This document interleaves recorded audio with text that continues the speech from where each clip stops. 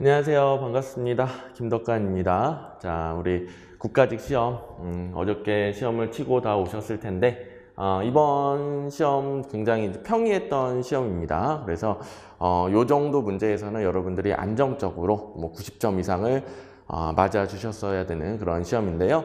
근데, 대부분의 학생들이 쉽게 풀었고, 그다음에 저도 그렇고, 다른 분들도 그렇고, 평이하다고 하는데, 또 와중에 또 나는 왜 점수가 제대로 안 나올까? 또 열심히 안 한 것도 아니고 열심히 했는데도 불구하고 이 정도 난이도에서 왜 점수가 안 나올까? 이런 고민이 있으신 분들이 있을 것 같아요. 그런 분들이 이런 해설 강의를 통해서 내가 여태까지 좀 잘못 방향을 잡았구나, 공부를 좀 잘못했구나, 이런 부분들 고쳐주시면 되겠습니다.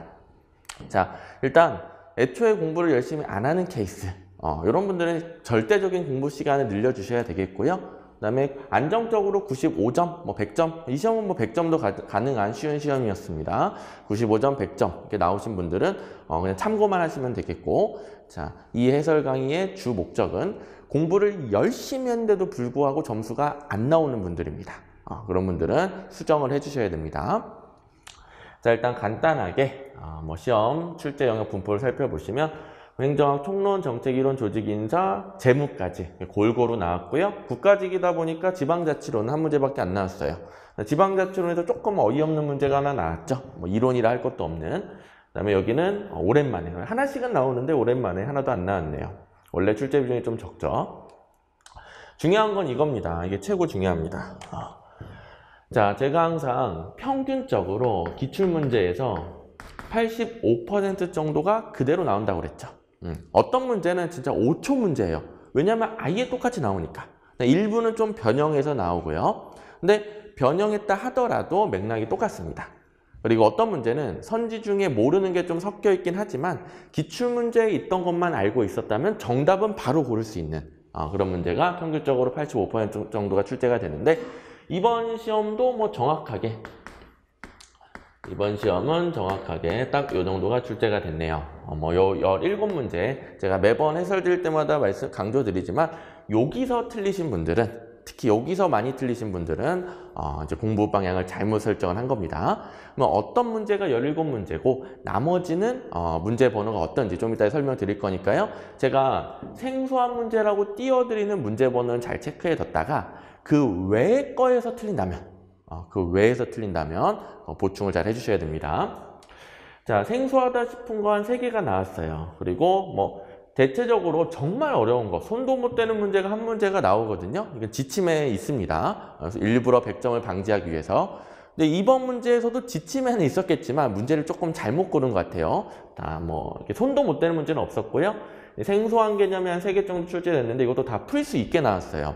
여러분들이 내용을 처음 본다 하더라도 그냥 너무 기출문제의 뻔한 패턴으로 나왔다 보니까 그냥 내용 몰라도 풀 수 있게끔, 그래서 이 3문제 중에서 적어도 2문제 정도는 맞추셔야 되는 시험입니다.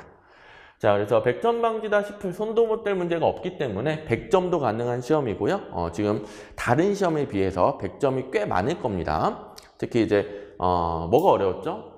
한국사랑 국어가 어려웠었나요? 한국사, 국어에서 점수가 좀 떨어졌을 거기 때문에 이런 평이한 과목에서는 좀 95점, 100점 이렇게 맞아주셨어야 됩니다. 그런 분들 많을 겁니다. 고득점 기준도 95점, 95점을 맞아야 안심을 하실 수 있겠고요. 그 다음에 분발 대상들은 제가 웬만하면 이 안에서 한 2개 정도는 봐드리는데, 왜냐하면 기출문제를 좀 변형했을 때 순간적으로 좀 놓칠 수가 있거든요. 그래서 변형 문제가 원래는 한 2~3문제가 나오는데 이번에는 대부분이 거의 똑같이 나왔기 때문에 하나밖에 받을 수가 없습니다. 그래서 80점 이하, 80점 포함입니다. 80점 포함. 얼마 전에 있었던 서울시 7급 문제 같은 경우는 80점이면 그래도 꽤 잘 본 거거든요. 고득점은 아니지만 그래도 괜찮지만 여기서는 80점 안 됩니다. 더 높은 점수를 맞았어야 되는 시험이 되겠습니다. 80점 이하이신 분들 분발해 주시고요. 자, 그렇다면 아이고 나는 별로 못 봤는데 저 선생님은 왜 이렇게 평이하다 하는가? 문제를 보고 살펴볼게요. 이게 수험생 입장에서 시험을 준비를 할 때 혼자서 가능한 공부를 해야 될 거 아니에요. 예를 들어 제가 옆에서 붙잡고 하루 종일 행정학을 가르쳐준다. 그러면 현실적으로 할 수 있는 게 어마어마하게 늘어나겠죠. 중요한 거 위주로 딱딱 복습하고 암기 요령도 계속 배우고. 근데 그게 아니란 말이에요. 그러니까 대부분의 시간은 여러분들이 혼자서 공부를 한단 말이에요. 강의를 참고하고 또 혼자 복습하고, 강의 듣고 혼자 복습하고. 그렇죠? 혼자 공부할 때 가장 중요한 건 제가 매번 말씀드리지만 기출문제예요. 기출문제. 왜냐하면 기출문제에서 반복 출제되는 비율이 굉장히 높고요. 방금 이제 확인해 볼 거지만 굉장히 높고요. 기출문제를 스스로 봐야 문제를 어떤 식으로 만드는지를 여러분들이 파악할 수가 있어요. 아, 객관식 행정학 이렇게 만드는 거구나. 내가 행정학을 다 이해하고 하나하나 꼼꼼히 다 외우려고 그랬는데 내가 외웠던 거에서 시험 문제 안 나오네. 자, 기출문제를 봐야 어떤 식으로 문제를 만들고 무슨 이론을 많이 내고 틀린 부분을 설치한다. 뭐 예를 들어 틀린 부분 설치한다. 어디를 틀리게 내는지 그런 부분들 여러분들이 파악할 수 있게 됩니다. 아시겠죠? 자, 그래서 지금부터 1번부터 쭉 과거 기출문제랑 비교하면서 살펴볼 겁니다.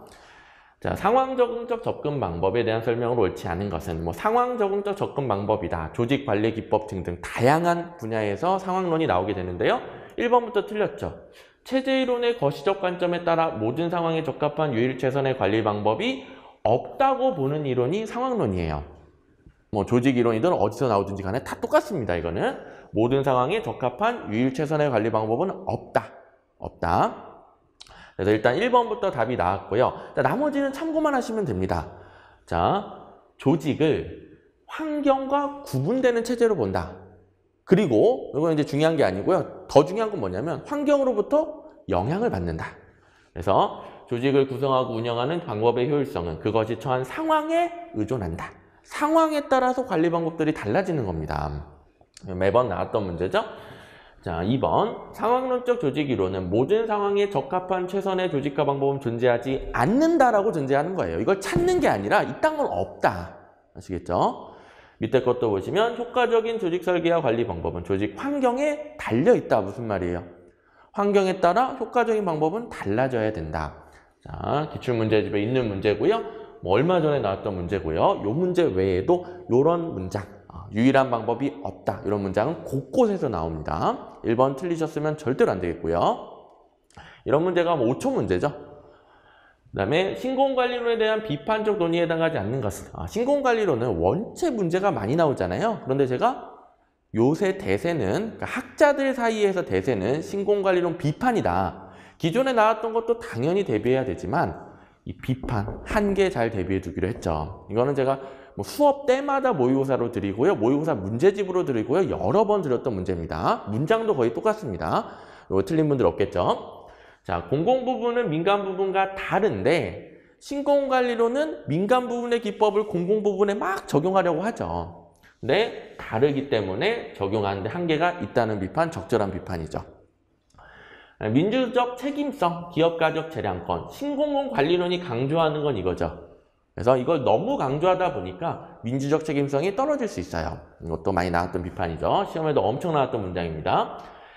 이 간의 갈등으로 인하여 정부 관료제 효율성을 제고하기 어렵다. 이거는 효율성을 추구하지 않는다가 아니라 얘를 통한 효율성을 추구하는데 민주적 책임성이 저하되기 때문에 충돌하면서 비효율성이 발생할 수 있다는 거죠. 그 다음에 3번. 이게 어렵습니다만 기출문제에 몇 번 나왔던 거기 때문에 결론을 외우고 있어야 됩니다. 고객 중심 논리는 국민을 관료주도 행정 서비스 제공에 의존하는 수동적 존재로 전락시킬 우려가 있다. 맥락은 굉장히 어려운 문제예요. 이거 굉장히 어려운데 고객 중심 논리는 국민을 수동적 존재로 전락시킨다. 이 표현 자체를 여러분들이 암기하고 있었어야 됩니다. 아시겠죠? 이것도 대비했던 것들이죠. 그래서 1, 2, 3번 맞고요. 답은 4번일 텐데요. 정치적 논리를 우선시한다. 이거는 경제적 논리, 시장의 논리죠. 그래서 내부관리적 효율성을 경시하는 게 아니라 경제적 논리를 통해서 내부관리의 효율성을 중시하는 모형이 되겠습니다. 쉽게 나왔죠. 자, 1번, 2번 틀리신 분들 있으면 안 됩니다. 자, 기출문제 보시면 공공부문과 민간 부문 사이의 근본적인 환경 차이를 도외시 경시하고 있다. 그래서 적용하는데 한계가 있다. 이런 문장들은 여러 군데에서 나오고요. 고객 중심 논리는 국민을 능동적인 존재로 만들 수 있다. 이게 틀리게 나온단 말이에요. 수동적인 존재로 만들 수 있다. 그리고 다른 문제에서는 그냥 오른선지로 고객중심 논리는 수동적인 존재를 만들 수 있다. 뭐 이렇게 오른선지로 출제되고 틀린 선지로 출제되고 여러 번 나왔던 겁니다. 신공관리론은 행정 효율성을 향상시키기 위해 기업가적 재량권을 선호하므로 공공책임성 문제를 야기할 수 있다. 그래서 뭐 공공책임성을 증가시킨다 이렇게 틀린 선지로도 많이 나오고 이렇게 재량권 때문에 민주적 책임성, 공공책임성 문제를 야기한다. 서로 갈등한다. 이렇게 옳은 선지로도 나왔던 문장이고요. 다 기출문제에 있었던 것들이죠. 자, 이 기출문제집 번호가 적혀 있는데요. 이게 뭐 우리가 수도 없이 많은 기출문제를 다 풀 수는 없잖아요. 그래서 제가 중요한 것들을 위주로 기출문제에 추려놓은 겁니다. 딱 그것만 보셔도 85%, 17문제는 이 정도 시험에서는 그냥 맞추는 거예요. 자, 그다음에 3번 사이버네틱스 의사결정 모형. 자, 우리 출제 포인트 자체를 알고 있어야 됩니다. 사이버네틱스 모형 보는 순간 여태까지 나왔던 거 기준으로 보면 비교 대상은 분석적 결정 모형이에요. 분석적 결정 모형은 합리 모형이죠. 자, 기출문제를 계속 해독하다 보면 사이버네틱스 뭐 많이 나오는 문제는 아닌데 매번 나오면 합리 모형이랑 비교돼서 나오는구나. 이게 정리가 돼 있어야 됩니다. 그래야 문제가 딱 바로 보이는 거예요. 혼자 따로 노는 게 보이는 거예요. 보세요. 주요 변수가 시스템에 의해 일정한 상태로 유지되는 적응적 의사결정. 계속 의사결정을 반복하면서 수정해 나가죠. 조금씩 조절하면서 적응합니다. 자동 온도 조절 장치와 같이 이거 뭐예요? 온도가 너무 높으면 좀 떨어뜨리고 너무 낮으면 올리고 이렇게 환류하는 거죠. 사전에 프로그램된 메커니즘, 이게 환류 메커니즘이겠죠. 환류 메커니즘에 따라 의사결정이 이루어지고요. 한정된 범위의 범수에만 관심을 집중함으로써 불확실성을 통제하려는 모형이다. 사이버네틱스 모형하면 불확실성 통제. 이건 이제 암기가 돼 있어야 됩니다. 자, 합리 모형 쪽은 불확실성이 없어요. 왜냐하면 완전한 합리성을 가정하기 때문에 여기는 현실적으로 불확실성을 존재한다고 보는 거예요. 그러니까 의사결정하려면 그 불확실한 상황을 다 고려할 수가 없어요. 그래서 일부러 통제해버립니다. 통제하는 방식은 여러 가지가 있는데 너무 많은 변수를 추구하게 되면 또 불확실성이 심해지잖아요. 한정된 범위의 변수만 보면 불확실성이 줄어듭니다. 이거는 뭐 의사결정을 더 잘한다는 그런 개념이 아니에요. 불확실성을 통제하는 개념입니다. 다 배웠던 것들이고 2번 보시면 지 혼자만 합리 모형이죠. 문제를 해결하고 목표를 달성하기 위해 정보화 대안의 광범위한 탐색을 강조한다. 광범위한 탐색, 최대한 많은 대안을 탐색해서 객관적인 최선의 대안을 찾는 거, 목표 달성도를 극대화시키는 게 합리 모형이잖아요. 혼자 따로 노는 게 바로 보입니다. 아시겠죠? 얘도 많이 나오는 모형은 아니지만 딱 요 정도는 다 풀 수 있어야 됩니다. 설정된 목표 달성을 위해 정보의 환류 과정, 환류 조절 메커니즘과 자신의 행동을 스스로 조정해 나가는 뭐 자동 온도 조절 장치처럼 가정하는 모형은 무엇인가? 사이버네틱스 모형 이렇게 고르는 문제도 나오고 사이버네틱 패러다임, 자 옳은 거 여기 사이버네틱스에 관련된 거 복잡한 상황하에 정책 결정을 일련의 점진적인 적응 과정 이게 사이버네틱스입니다. 그리고 1번 이게 옳은 건데요. 사이버네틱 패러다임은 불확실성의 통제라는 가정에 기초를 두고 있어요. 합리성이 완전하지 않기 때문에. 그렇죠? 그다음에 3번 보시면 정책 결정 과정을 정책 결정자의 기대 가치나 기대 요용을 최적화하는 과정을 본다. 이게 틀린 선지 보세요. 뭐예요 여기? 합리 모형? 합리 모형. 분석적 패러다임 혹은 분석적 결정 모형. 그렇죠? 틀린 선지로 합리 모형 이렇게 나오게 됩니다. 아시겠죠? 자, 여기도 이제 사이버네틱에서 틀린 단어가 또 합리 모형이죠. 분석적 결정 모형. 이렇게 비교돼서 나온다는 거 패턴 자체를 알고 있어야 됩니다. 그 다음에 4번 가보시면 이 문제는 뭐 진짜 성의 없이 골랐죠. 조금이라도 좀 새롭게 업그레이드라도 좀 했으면 좋겠는데 이거는 너무 똑같이 나왔죠. 오류 중에 일관성 있는 평정 기준을 갖지 못하여 관대함 및 엄격화 경향이 불규칙하게 나타나는 것 총계적 오류고요. 이건 보세요. 지금 이제 보시면 뿅 하면 똑같습니다. 그쵸? 이건 너무 좀 변형이라도 해주지. 평정 기준이 일정하지 않아 관대화 경향과 엄격화 경향이 불규칙하게 나타난다. 총계적 오류. 그죠? 이건 이제 바로 넘어가셔도 되겠고 하나 개념만 챙겨보면 이렇게 두 개가 대비돼서 나오는 거죠. 뭐 관대화, 엄격화 경향이 일정하게 나오면, 그러니까 항상 좋은 점수를 주거나 항상 나쁜 점수를 주거나 그러면 규칙적 오류. 근데 그게 불규칙한 경우 총계적 오류. 이것만 챙겨주시면 되겠습니다. 네, 5번.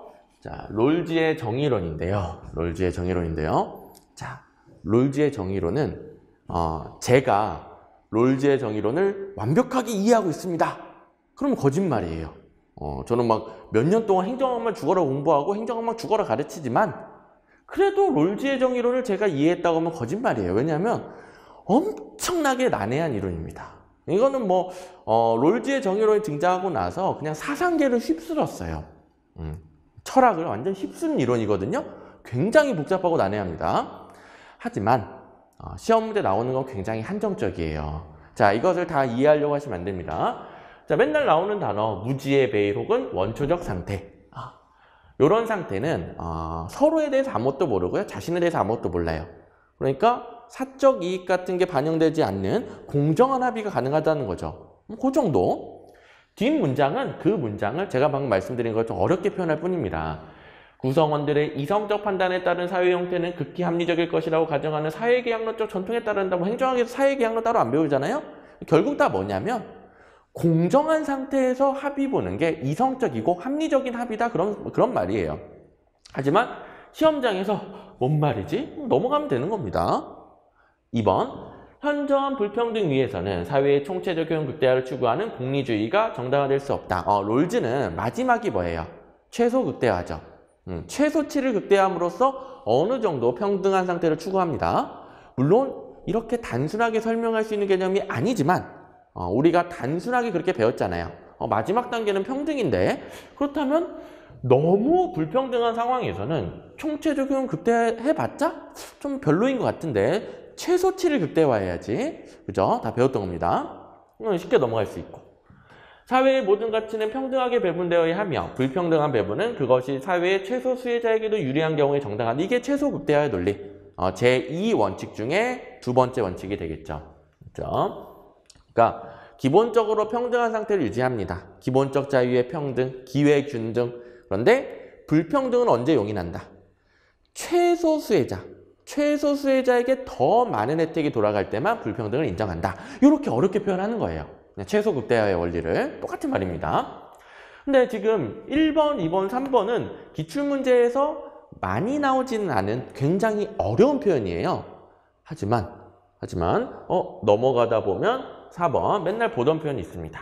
자유와 평등의 조화를 추구하는 중도적 입장이다. 롤즈는 자유와 평등의 조화를 추구하는 중도적 입장이다. 이런 문장이 여러 번 나왔죠. 그래서 보다는 뭐 주요 틀렸죠. 다음은 4번이 되겠고요. 자, 이거 보세요. 요 단어 보세요. 요 단어. 그대로 있습니다. 자유와 평등의 조화를 추구하는 중도적 입장을 취하고 있다. 있다. 그래서 기출문제제 270번. 13년도 지방직 7급에도 나왔고요. 10년도 서울시 7급에도 나왔던 기출문제집에 그대로 있는 문장이죠. 요거 옳다는 거 알고 있으면 그냥 푸는 문제입니다. 자, 여기서 여러분들이 하나 챙겨가야 될 교훈이 있어요. 자, 행정학 자체는 굉장히 난해한 사회과학이에요. 사회과학은 원래 정답이 없죠? 너무 난해한 이론인데, 자, 문제 내는 거 보세요. 롤즈의 정의론입니다. 저도 완벽하게 이해했다고 하면 거짓말일 정도로 굉장히 복잡하고 난해한 사상계를 휩쓴 이론이에요. 자, 그런데 시험 문제 출제하는 수준이 이렇습니다. 자유와 평등의 조화를 추구하는 중도적 입장이다는 맞는 거고 이게 아니라 다른 것이다 라고 하면 틀린 겁니다.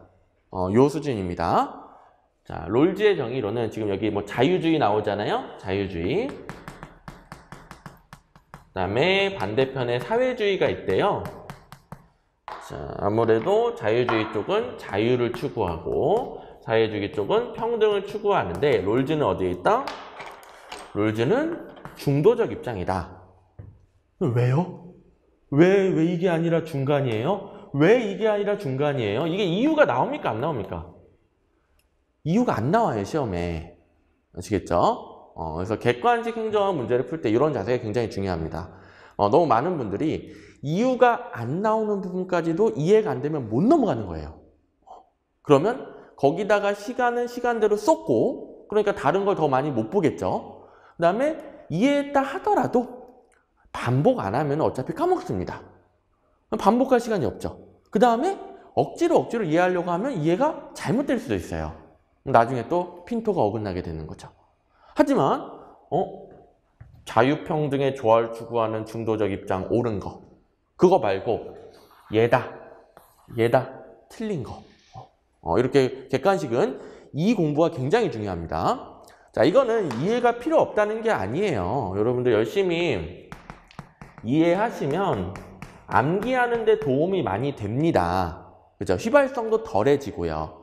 그러니까 이걸 하지 말라는 게 아니라 시험 문제를 확인하고 얘는 이해할 필요가 없구나. 근데 이해가 안 된다. 그러면 바로 여기로 넘어가는 거예요.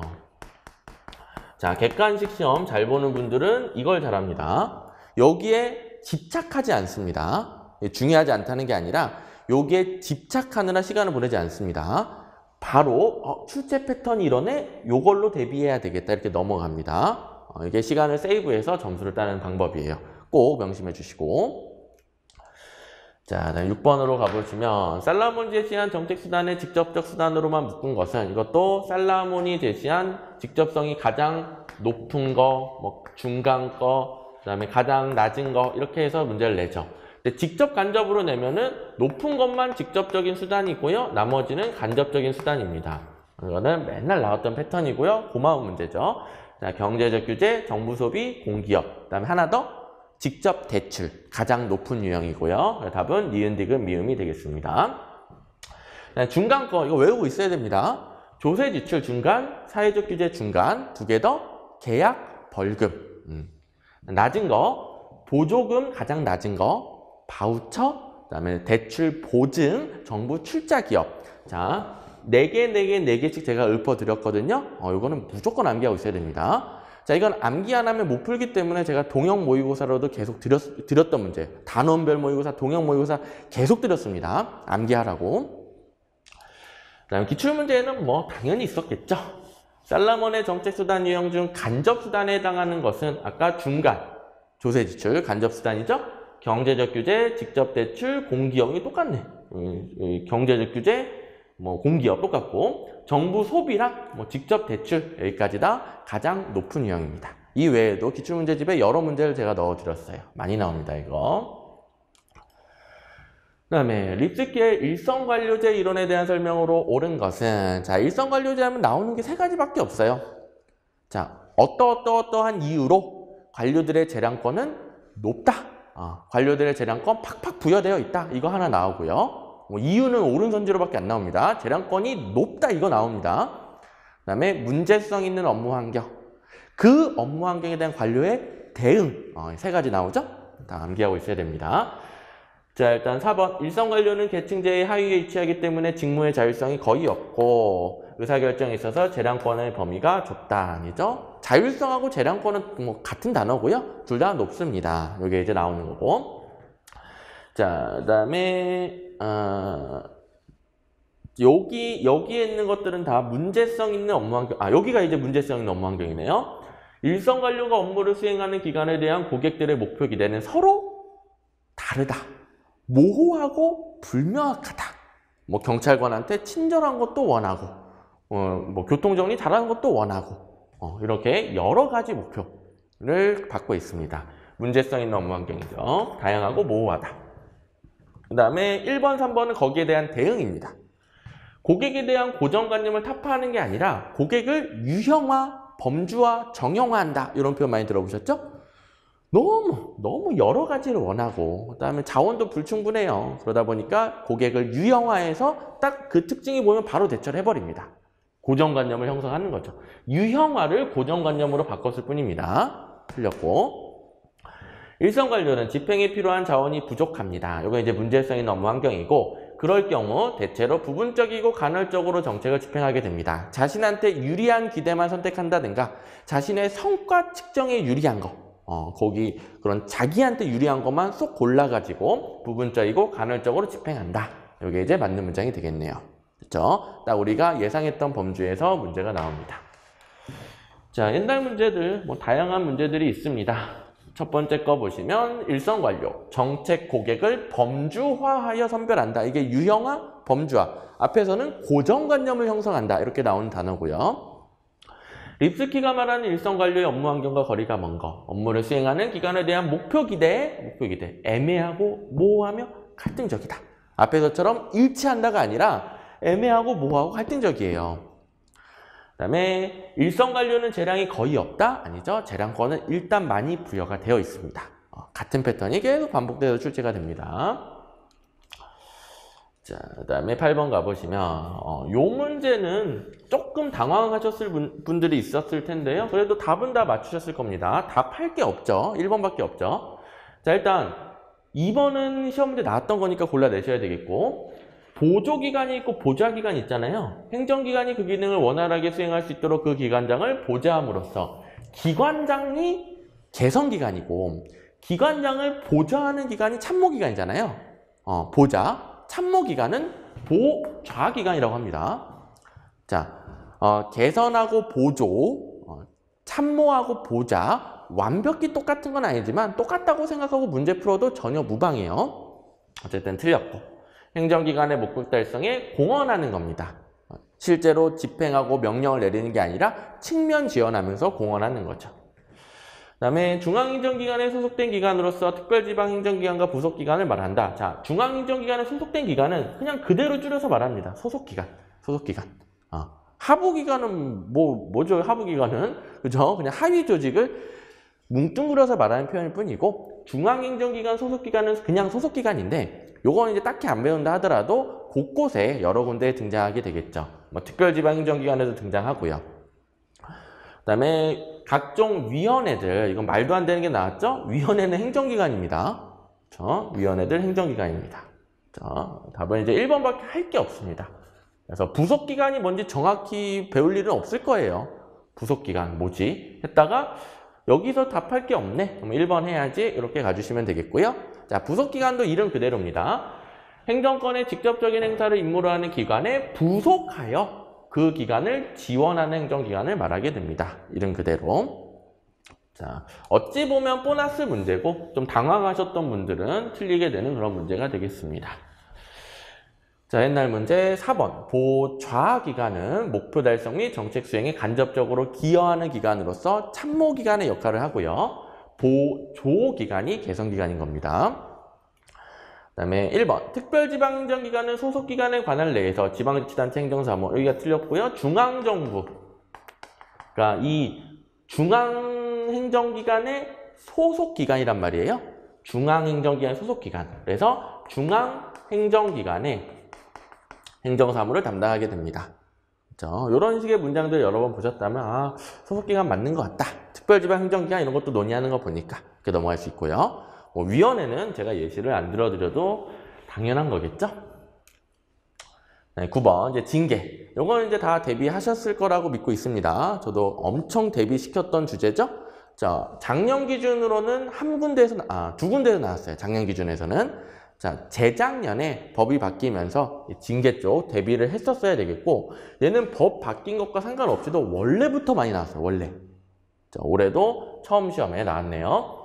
자, 일단 이거 1번이 틀렸습니다. 왜냐하면 징계는 6가지란 말이에요. 파해, 강정, 감견 이렇게 외우고 있죠, 다들. 강등으로 구분한다. 이래야 정확한 건데요. 사실 여기에 등자가 들어가면 괜찮단 말이에요. 등자.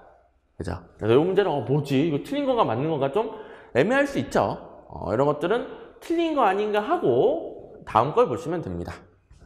2번. 정직은 1개월 이상 3개월 이하의 기간으로 하고 정직 처분을 받은 자는 그 기간 중 공무원의 신분은 보유하나 직무에 종사하지 못하죠. 직무정지. 보수의 전액을 삭감합니다. 이거 다 대비하셨죠? 3번. 감봉은 1개월 이상 3개월 이하의 기간 동안 보수의 3분의 1을 감한다. 이게 맞단 말이에요. 감봉은 1에서 3개월, 보수의 3분의 1. 3번 이렇게 하고 넘어가시면 되는 문제였습니다. 그렇죠? 자, 1번은 자, 정확히는 강등이 들어가야 된다. 정확히는 강등이 들어가야 된다. 근데 실전에서는 이게 애매하단 말이에요. 그래서 넘어갔다가 이렇게 해결하시면 되겠습니다. 4번은 중요하지 않고요. 참고만 해두시면 됩니다. 감사원에서 조사 중인 사건에 대하여는 조사 개시 통보를 받은 후부터 징계 의결의 요구나 그 밖의 징계 절차를 진행할 수 있으면 뭔가 중복이잖아요. 감사원의 조사가 안 끝났는데 징계를 한다고요? 감사원 조사 결과 얘 아무런 죄가 없는데? 이럴 수도 있단 말이에요. 잘못된 거 없는데? 근데 징계를 이미 내리면 안 되겠죠. 그래서 4번은 당연한 조항 같아요. 참고만 하시면 되겠습니다. 자, 작년 문제 벌써 나왔죠. 작년에 최초로 나온 게 이거죠. 강등은 1계급 아래로 직급을 내리고 3개월간 직무정지, 보수의 전액을 감한다. 전에 문제에 있었던 정직은 1에서 3개월 이하의 기간으로 하고요. 보수의 전액을 감한다. 똑같은 문장이죠. 방금 전에 문장이랑. 감봉은 1에서 3개월 이하의 기간으로 하고 보수의 3분의 1을 감한다. 지금 2번, 3번 문장 똑같죠? 똑같죠?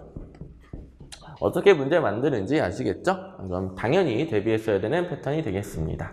그렇죠? 자, 그 다음에 10번 보시면 이 10번 문제는 틀린 분들 아무도 없을 거라 예상합니다. 틀린 분들 없죠, 이거? 양심껏 손 들어보세요. 없죠. 자, 단식부기와 현금주의, 복식부기와 발생주의. 답은 1번. 1초 문제죠, 1초. 나머지는 참고만 해볼게요. 단식부기는 현금의 수지와 같이 단일 항목의 증감만 기록합니다. 거래의 이중성을 반영하지 못하고요. 결과만. 복식부기는 계정 과목 간의 유기적 관련성이 있기 때문에 상호 검증을 통한 부정이나 오류의 발견. 복식부기는 자기 검증 기능이 있다. 많이 들어보셨죠? 복식부기는 하나의 거래를 대차 평균의 원리, 대차 제조표죠. 차변과 대변에 동시에 기록한다. 그래서 원인과 결과를 둘 다 적을 수 있습니다. 다 봤던 문장들이네요. 자, 이거는 다른 문제 하나만 참고를 해볼게요. 발생주의와 복식부기 항상 같이 쓰는 거 익숙하시죠? 같이 쓰는 거. 그 외에 대차 평균의 원리, 원인과 내용 파악, 자기 검증 이런 단어들이 계속 반복적으로 출제가 됩니다. 그 다음에 11번 예산과 재정관리에 대한 설명 옳지 않은 거. 1번 우리나라 예산은 행정부가 제출하고 국회가 심의 확정하죠. 미국과 같은 세출 예산 법률의 형식은 아니다. 자, 미국과 같은 법률 이런 단어가 나오면 출제 포인트란 말이에요. 우리나라는 법률의 형식이 아니라 예산의 형식이다. 오케이, 맞고.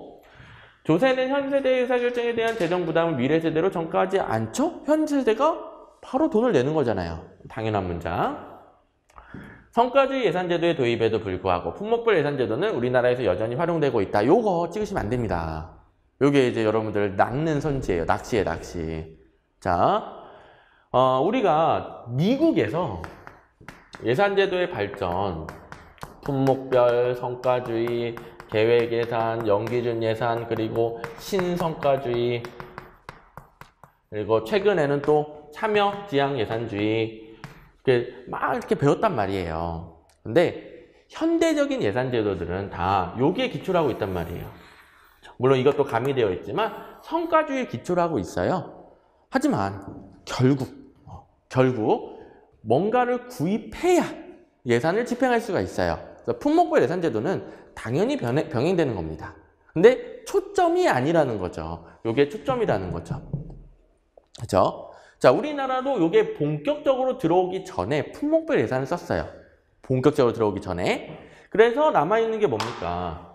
장, 관, 항, 세항, 세세항. 세항, 세세항, 목, 세목. 그래서 줄여서 이렇게만 쓸게요. 요게 이제 품목별 예산제도의 용어예요.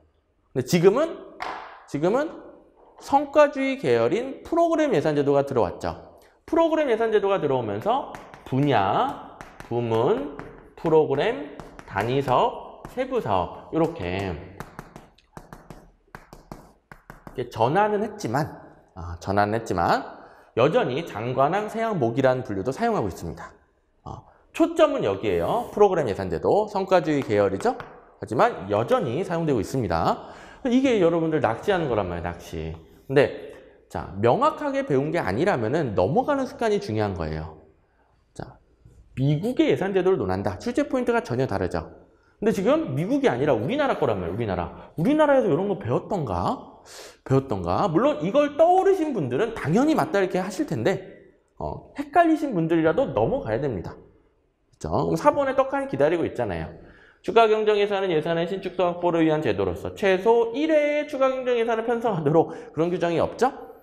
추가경정예산은 안 해도 됩니다. 편성 횟수에 대한 규정은 전혀 없어요. 이거 여러 번 출제가 됐었죠. 예를 들어 한 회계 전도에 3회 이상 편성할 수 없다. 이것도 틀린 겁니다. 몇 번 이상 편성할 수 없다 그런 규정도 없고요. 몇 번 이상 꼭 해야 된다 그런 규정도 없고요. 그 외에 추가 긍정 예산은 없었던 해도 있었다. 이런 문장들의 기출문제 출제가 되죠. 자, 그다음에 12번 킹던의 정책의 창 이론 이것도 쉽게 골라내셨을 텐데요. 이 이론은 쓰레기통 모형을 패러디한 모형이라고 그랬습니다. 그리고 문제의 흐름, 정책의 흐름, 정치의 흐름. 그래서 문제 정치는 맞는데 여기가 틀렸네요. 정책의 흐름이 만날 때 정책의 창이 열린다. 자, 쓰레기통 모형에서 문제, 해결책, 선택 기회 혹은 의사결정 기회, 그다음에 참여자.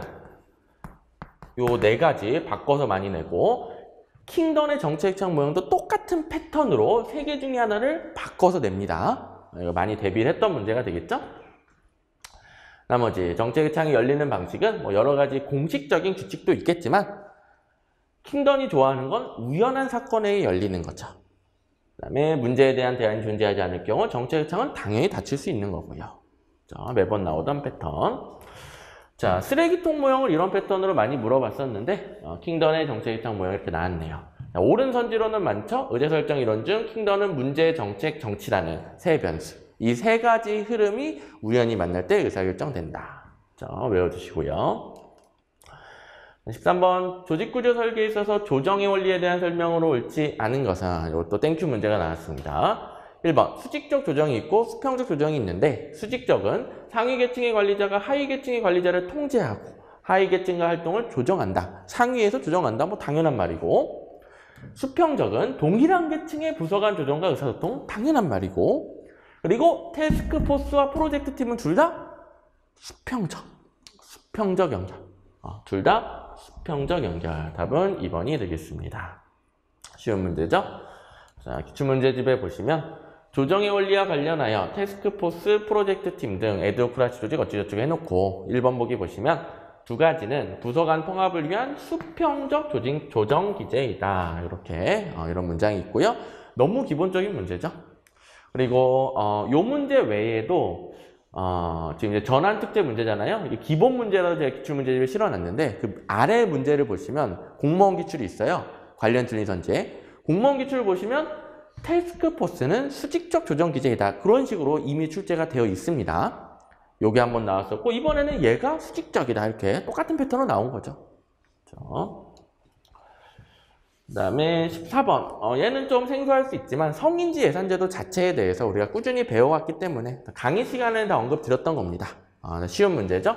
1번 당연히 성인지 예산제도 개념 그대로 쭉 써준 문장이고요. 그 다음에 보세요. 자, 2번에서 혹시 이게 뭐지? 여성가족부 장관? 뭐지? 자, 요거 이제 못 봤을 가능성이 높아요. 왜냐하면 이거는 국가지정법이 아니라 국가지정법 시행령 내용이에요.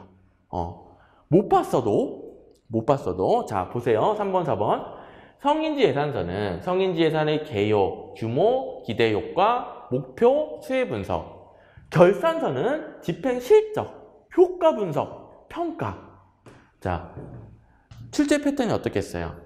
예산서, 결산서를 올바로 위치하거나 두 개를 바꿔서 틀리게 만들거나 그거밖에 낼 게 없잖아요. 비교해 보세요. 뭐가 결산이고 뭐가 예산인지. 지금 다 맞게 들어가 있죠.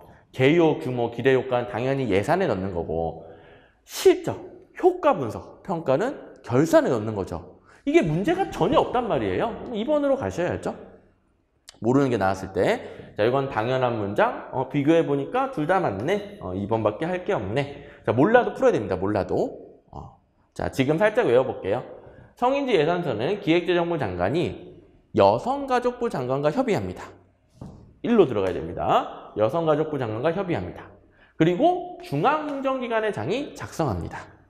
이거 지금 참고 삼아서 암기를 해주시기 바랍니다. 각 중앙행정기관의 장이 작성한다. 그 다음에 15번 가보시면 우리나라의 결산에 대한 설명으로 옳지 않은 것은 얘도 이제 땡큐 문제죠. 1번 결산은 한 회계연도의 수익과 지출 실적을 확정적 개수로 표시하는 행위이다. 가끔 요 단어를 예정적 이렇게 바꿔가지고 틀리게 냅니다. 예정적 개수는 예산, 확정적 개수는 결산.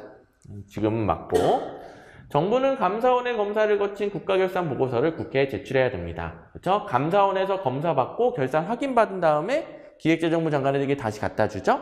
그 다음에 국회에 제출하죠. 아니, 3번 말도 안 되죠. 자, 보세요. 국회에 제출하기 직전에 행정부에서 국무회의 의결과 대통령 승인을 받는 거예요. 최종 결산안에 대해서 국회에 제출하기 전에 최종 승인을 받습니다. 그 다음에 국회에 제출하는 거예요. 그러면 국회 심의가 마지막 단계여야 되겠죠? 두 개 순서가 바뀌어 있죠? 자, 쉬운 문제가 되겠습니다.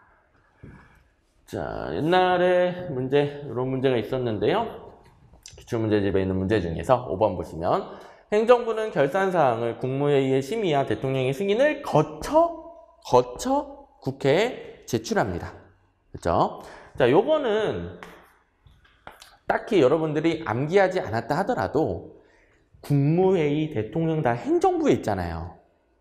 결산이 행정부에서 입법부, 국회로 넘어가기 전에 이 과정이 있어야 될 것 같지 않아요? 그죠? 이 문장을 못 봤더라도 풀 수 있어야 되겠고요. 떡하니 이렇게 그대로 문장이 있죠? 자, 이 문제는 보세요. 1996년 듣고 있는 분들 중에 이때 존재하지 않았던 분들도 있을 텐데요. 근데 이렇게 옛날 문제까지 왜 넣어놓습니까? 매번 나오니까 제가 이제 기출문제집에 보면 가끔 옛날 문제들이 들어간단 말이에요. 그거는 언제든지 나올 수 있는 문제이기 때문에 제가 넣는 겁니다. 그래서 제가 기출문제집에 넣어놓은 문제들은 그냥 무조건 다 암기하고 푸셔야 됩니다. 그렇죠? 이 문장 보신 분들 있죠?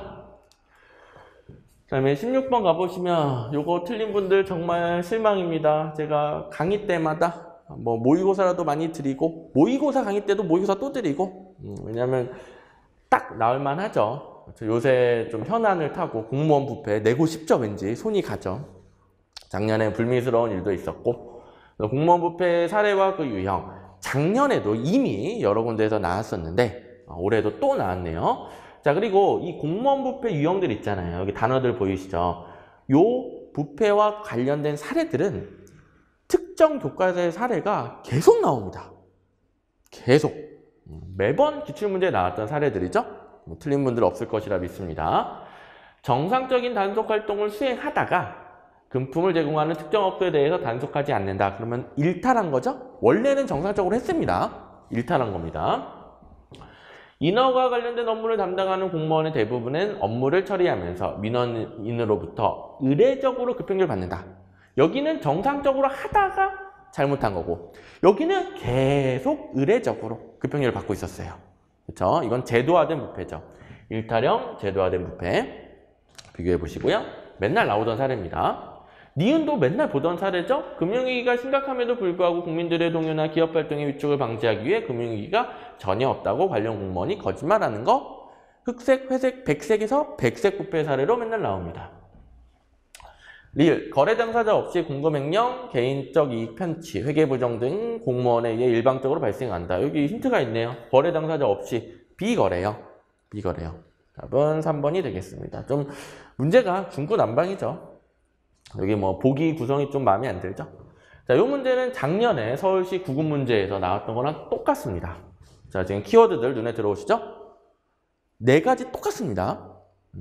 유형만 바꿨을 뿐이에요. 똑같은 문제입니다. 똑같은 문제. 인허가 관련된 급행료 당연시하는, 앞에서는 의뢰의 여기는 당연시하는 제도화된 부패. 그다음에 금융위기 또 나오죠. 국민들의 동의 기업 활동 일종 막기 위해 백색 부패. 여기가 틀리게 나왔네 이번에. 정상적인 단속 활동 수행하다가 일탈형 부패. 공급횡령, 개인적인 이익의 편취, 회계부정 등 비거래형. 비거래형. 거래형은 뭐예요? 뇌물을 받고 특혜를 주는 거. 이게 거래형이고 그 외에 거래 당사자 없이 이루어지는 건 비거래형. 똑같죠? 틀린 분들 있으면 절대 안 됩니다. 모의고사로도 많이 드렸습니다. 그 다음에 17번 지방자치법에서 엉뚱한 문제가 하나 나왔는데요. 이것도 대부분은 맞췄을 것으로 예상이 됩니다. 1번 지방의회는 조례로 정하는 바에 따라 위원회를 둘 수 있으며 위원회의 종류는 상임위원회, 특별위원회로 한다. 몰랐다고 해 넘어가시면 됩니다. 지방의회는 그 의결로 소속 의원의 사직을 허가할 수 있습니다. 자, 소속 의원의 사직 허가는 의결로 합니다. 이것도 몰랐으면 넘어가도 상관없어요. 다만 폐회 중에는 의장이 허가할 수 있대요. 딱히 좀 행정에서 정리한 내용은 아닙니다. 의장은 의결해서 표결권을 가지지 못하면 당연히 가지겠죠. 의장 뭐 따로 뽑아요? 지방의회 의원 중에 의장이 되는 거잖아요. 의장도 지방의회 의원 중에 한 사람이에요. 당연히 표결권을 가지는 것이고요. 여러분들도 이거 뭐지? 처음 본다 하더라도 쭉 읽다가 여기밖에 없어요. 여기밖에 없어요. 그래서 이렇게 해결하신 분들도 많을 겁니다. 그리고 저희 아예 그냥 듣도 보도 못한 거라 못 풀었습니다. 괜찮아요. 딱 요거 하나만 제가 받으려서 95점이 기준인 거예요. 딱 요거 하나만 받으려서 95점은 여러분들이 맞아야 고득점이라 할 수 있습니다. 어쨌든 이것도 맞출 수 있다. 그 다음에 찬성과 반대가 같으면 부결된 것으로 봅니다. 부결되면 같은 회기 중에는 다시 발의하거나 제출할 수 없습니다. 귀찮죠? 중복이죠. 자, 문제는 참고만 하시면 되는 문제고요. 뭐 행정학에서 나올 내용은 아니에요, 사실. 뭐 지방의 내부 일인데요, 뭐. 국회직이라면 모를까? 국회직의 중앙정부의 국회에 관련해서 뭐 규정들을 내면 모를까? 이건 좀 그렇습니다. 18번 프렌치와 레이븐의 권력 유형 분류에서 권력의 원천이 아닌 것은, 이건 드물게 나오지만 대비했었어야 되는 유형이고요. 굉장히 쉬운 문제죠, 이거.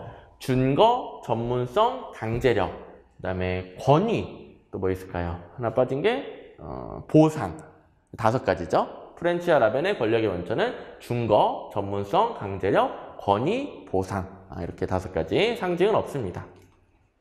기출문제 한 2문제 정도 제 기출문제집에 실어드렸는데요. 1번 권한과 유사한 개념이 권위입니다. 권위적 권위. 권위 제가 정리를 해드릴게요. 권한과 유사하다 권위.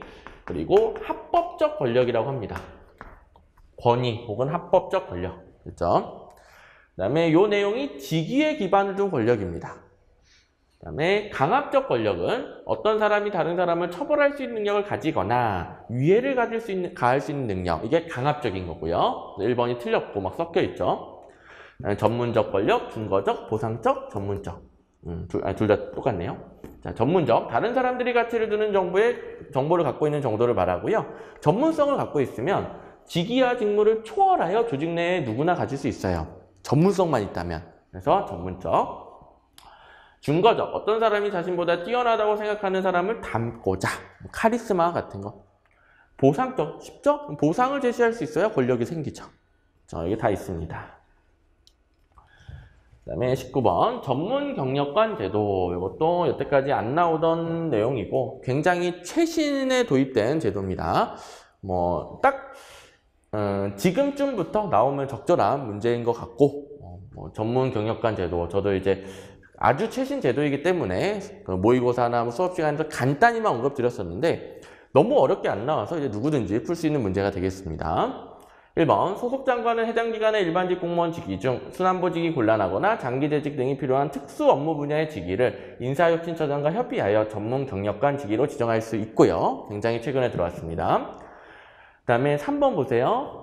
전문 경력관 직위에 구는 직무의 특성, 난이도 및 직무에 요구되는 숙련도 등에 따라 구분한다. 지금 직무의 특성, 난이도, 직무에 따른 숙련도.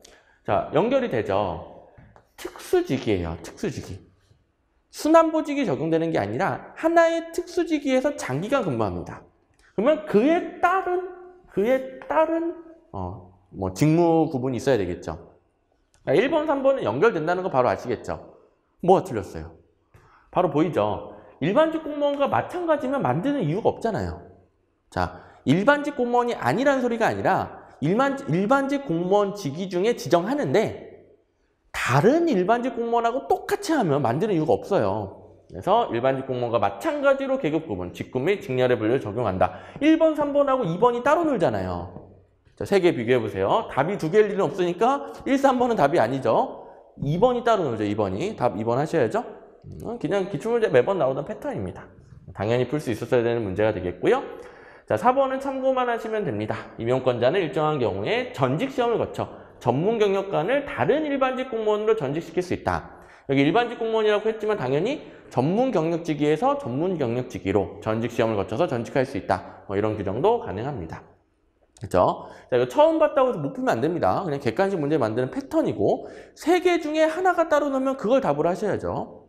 자, 그리고 선생님 따로 노는 걸 어떻게 합니까? 그거는 우리 뭐 계급제, 직위분류제 배우면서 다 배웠던 기초적인 개념들이 여기 등장하잖아요. 그걸 가지고 얘만 따로 노네 이렇게 풀 수 있는 겁니다. 자, 여기까지 생수학 문제 3가지, 문제 3가지 다 나왔고요. 이거는 뭐 제가 뭐 적중시켰다는 게 아니라 뭐 그냥 특수 분야의 한 직위에서 장기 근무하는 건 전문 경력관 직위이다. 이렇게 모의고사에서 한 번 정도 언급을 해드렸는데 특수 분야의 한 직위에서 장기 근무한다. 앞에 문제랑 비교하면서 이해를 해보라는 겁니다. 순환보직이 적용되지 않는다는 거죠. 그 하나의 직위에 대한 전문성을 키웁니다.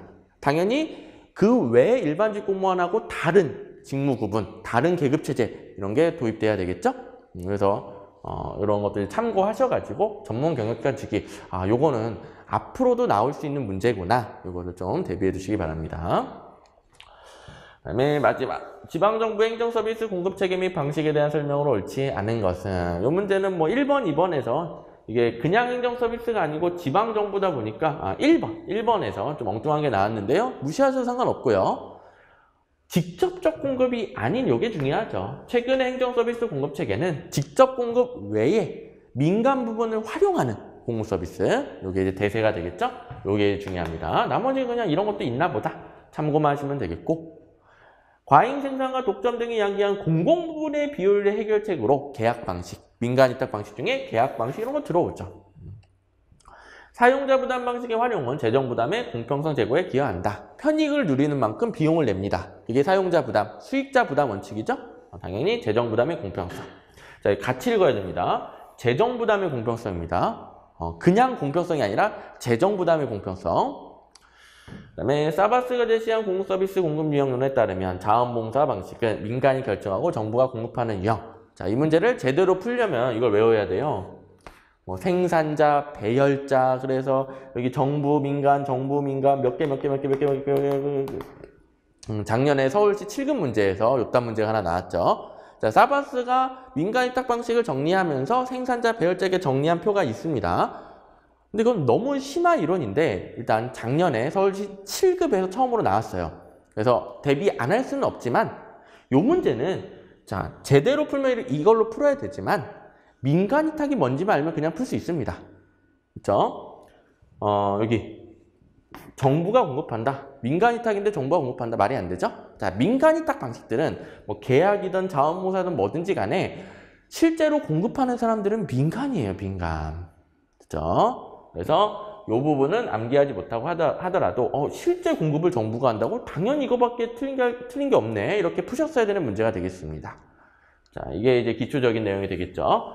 민간 위탁은 정부의 책임하에 민간 조직이 서비스를 생산합니다. 직접 공급하고 직접 생산하는 건 민간입니다. 민간 위탁에서.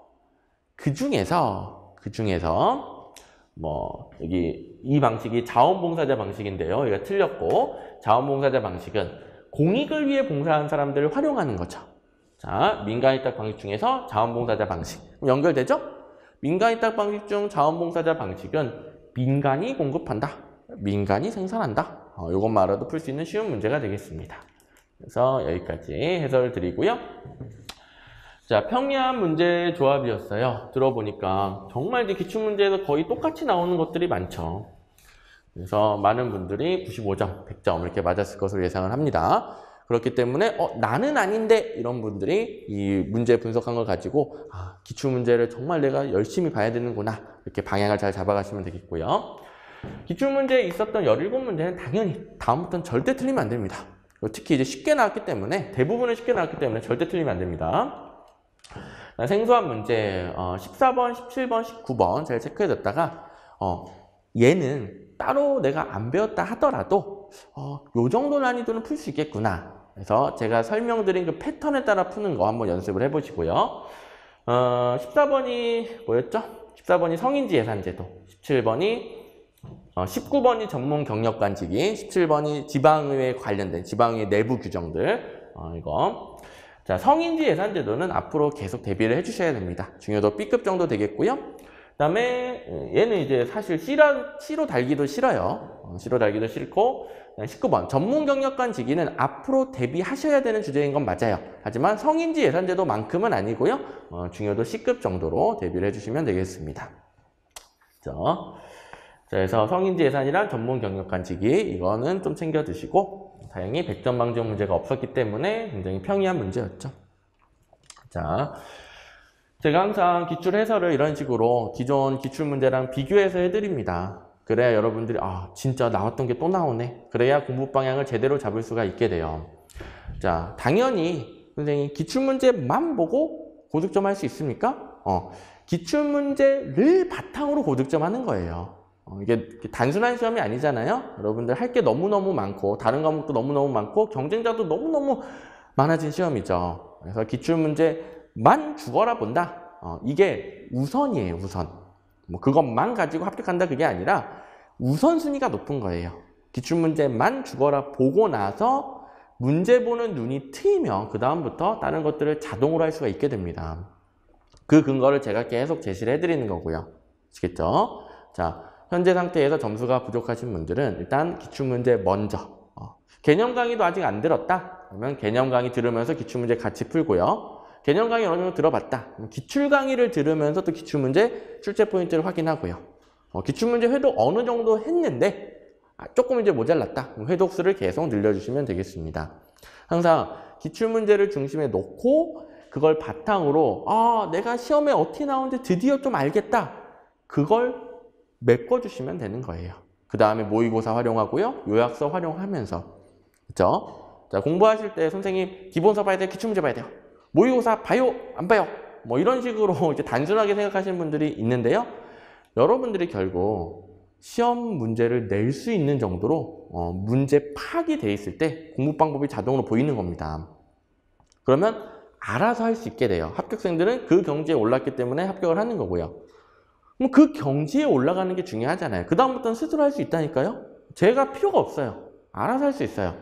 근데 그 경지에 올라가기 위해서는 뭐 강의의 도움도 필요하지만 기출문제가 가장 중요하다는 거죠.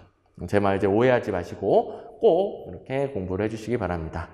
자, 이번에 국가직 해설은 여기서 마치고요. 또 다음 시험에 해설 강의에서 뵙도록 하겠습니다. 고생하셨습니다.